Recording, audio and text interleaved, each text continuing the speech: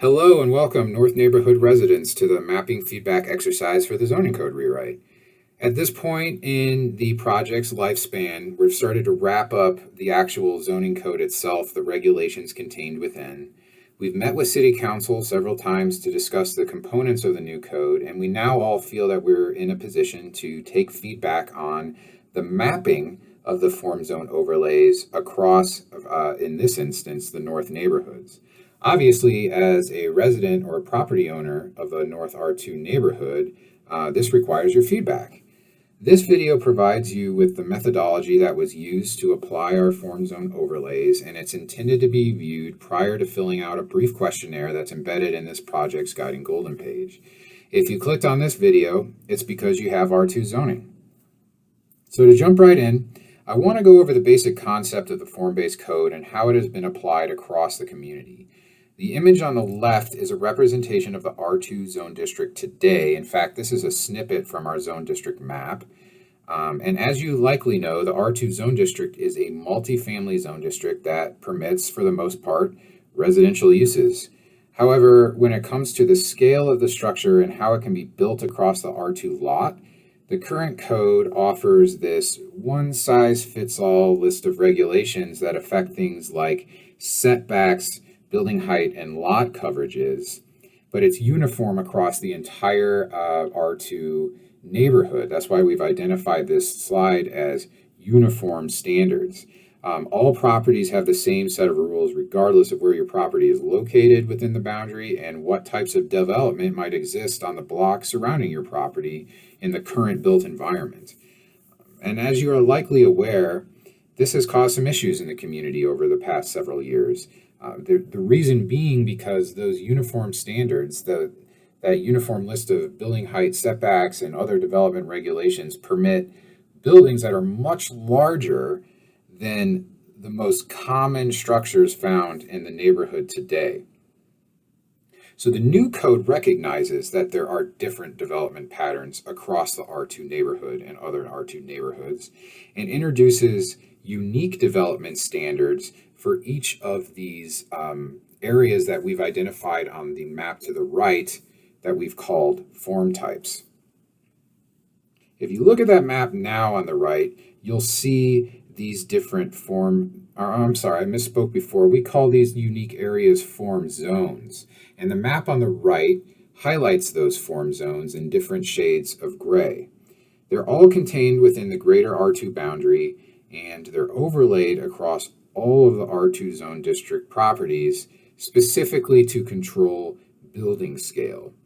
It's important to mention that the zoning code rewrite effort was not about changing the underlying use of the property, just the scale of development. But depending on where your property is located, you may be permitted different scales of development. So for instance, if you're located in core, you're permitted multifamily development and single family development, but it needs to be small scale.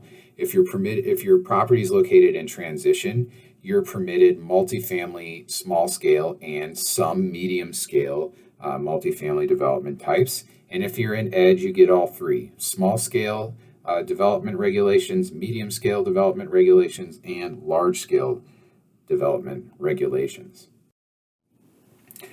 So let's talk about the methodology of how these form zones were, how these form zones were applied. Every property within the R2 zone boundary begins as a core property, or as we've identified on the previous slide, a property that permits single family and small scale multifamily developments. During their research, the consultants observed that across all the R2 boundaries, houses, cottages, and duplex appear frequently in the built environment, but there is also occurrences of multifamily development above a duplex, for instance, maybe a triplex or a fourplex or a row of multifamily development that do appear in specific locations. But moving forward, if you want to develop in the R2 neighborhood, you have to choose from a selection of pre-canned development templates for specific building forms covering houses, cottages, and duplexes. These pre-canned templates are called form types, and they each have a uniquely tailored list of setbacks, building heights, lot coverages, and for the first time, maximum building sizes. And we specifically say that you can choose from houses, cottages, and duplexes because we want to regenerate the types of development, the scales of development that have existed in the neighborhood across the last several decades. But also permitted in core for the first time are compound and cluster developments. This is our alternative to large-scale multifamily development, which could be permitted in the neighborhood today. No longer can an individual construct large-scale multifamily buildings, such as like a big fourplex in R2. If they want to go above a duplex in core, they have to divide the units into smaller, separated structures and build them out through these new form types called clusters and compounds. If you want to deep dive into form types, there are additional resources on the survey's Guiding Golden page. Perhaps click on the link that asks, how does the new code perform better than the existing code? But moving on, as I stated, within the neighborhood, every property is at the very least permitted the core form types of houses, cottages, duplexes, compounds, and clusters. When it comes to transition, we're starting to look at how medium scale multifamily developments above a duplex can be applied. And in order for the transition form zone to be applied, the consultants used 2 points of methodology. First being, if it was observed that on the half block of a street, so for instance, if you started on Cheyenne and you walked to the midpoint between Cheyenne and Arapahoe, or if you walked from Arapahoe to the midpoint between Arapahoe and Cheyenne, if there existed a multi-unit development, that half block was labeled as an area of transition and it was provided the transition form type. But in addition, if a property directly abutted a major roadway such as Highway 58, Washington Avenue, or Ford Street, it was identified also as an area of transition. So what's permitted in transition over core? You're permitted all of the core form types as mentioned before, but you're also permitted triplex form types. This recognizes that there are desires for these bigger multifamily developments in the R2 neighborhood. They exist there today, but it's about where are these structures appropriately located. They're appropriately located along major arterials, roadways, where they can buffer the core of the neighborhood.